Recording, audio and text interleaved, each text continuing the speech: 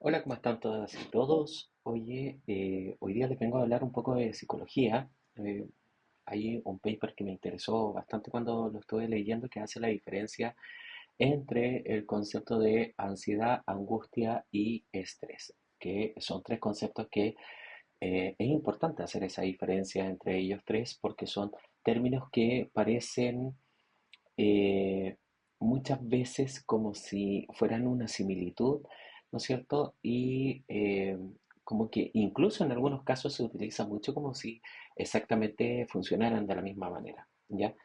Ahora, vamos a partir diciendo que una de las cosas importantes es la confusión de las palabras, ¿ya? Los autores, principalmente que han trabajado respecto a la diferenciación de estos tres conceptos, van a decir que tanto la ansiedad, la angustia y el estrés se han mezclado durante décadas, ¿ya? Por eso la necesidad hoy día de hacer esta diferenciación. A veces se usan como sinónimo, otras veces como conceptos distintos, como es lo que estaba empezando a ocurrir. Eso no deja de ser importante. Porque si no se conoce bien la diferenciación de los tres conceptos y se habla como si se supiera de lo que se está hablando, ¿no es cierto? Pero hay una confusión en el quehacer diario, digamos, de la comprensión de estos tres conceptos, se vuelve difícil, creo que tres elementos fundamentales. Primero, investigar respecto a ello. ¿No es cierto?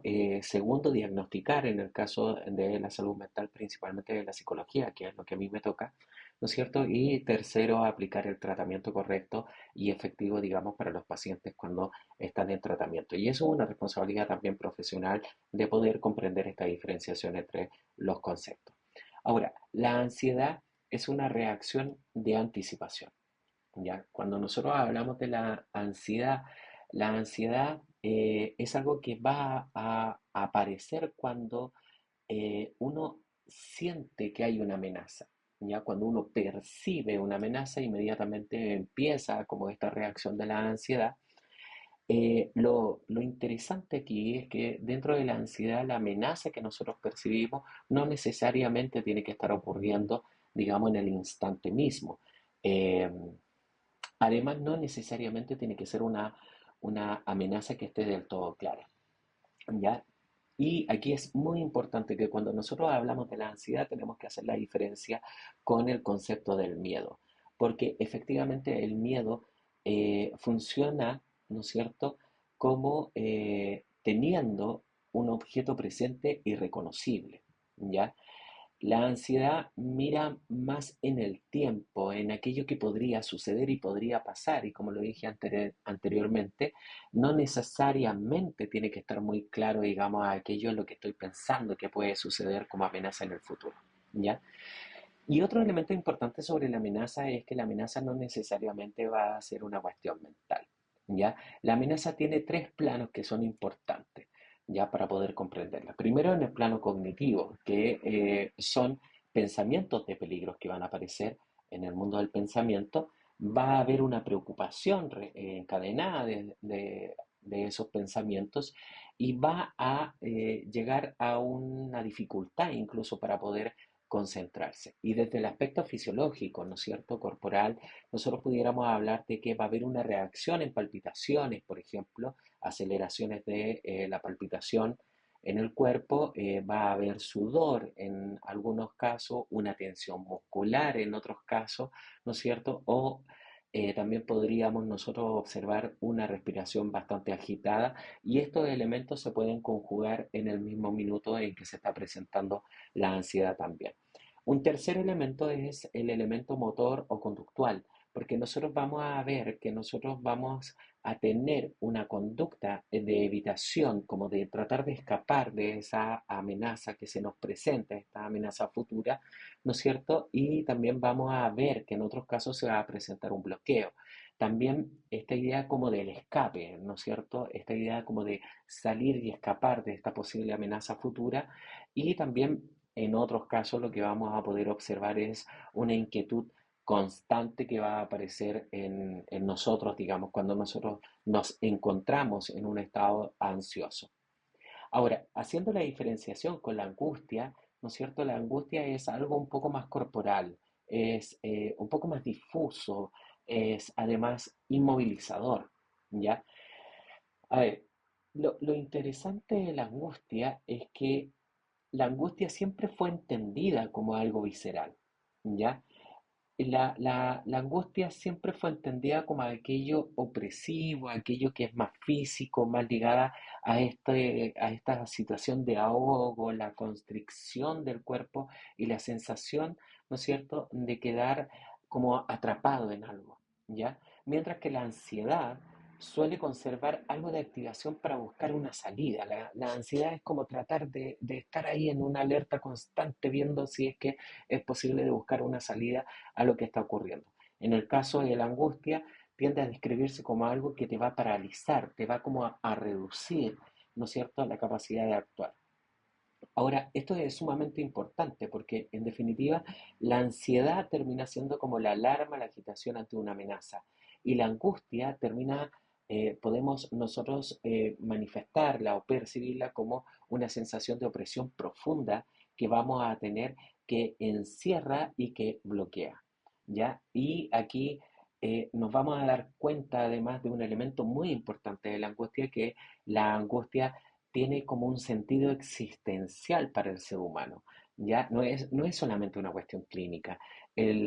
En este caso, cuando nosotros hablamos de los síntomas psicológicos, nosotros vamos a observar también que aquí mucho hay de lo filosófico más allá de lo sintomático, y aquí hay mucho también de lo que han hablado en el psicoanálisis respecto a este cuadro.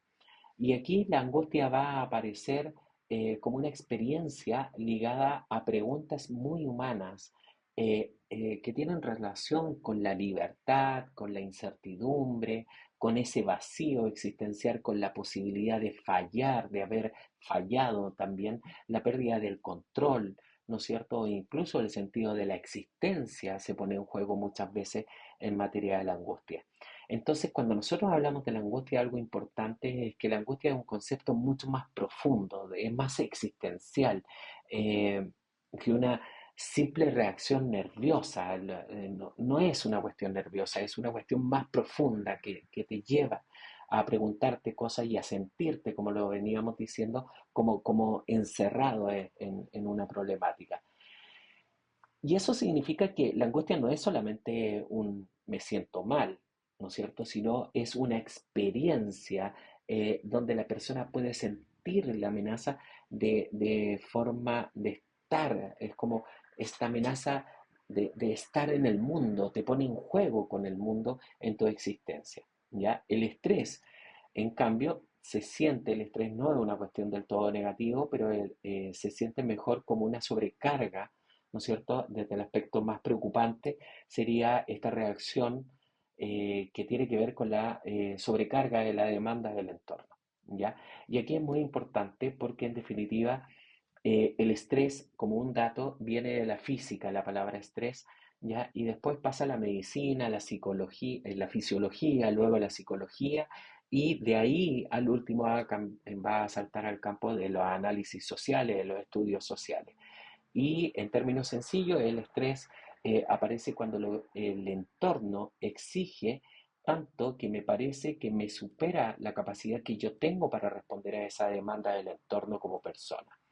La diferencia más útil que podemos hacer entre los tres conceptos es sobre algo que nosotros experimentamos y decimos muchas veces. Por ejemplo, en el estrés hay veces que nosotros decimos cosas parecidas como hay demasiada exigencia para mis recursos, como que esto me sobrepasa y hace que me estrese.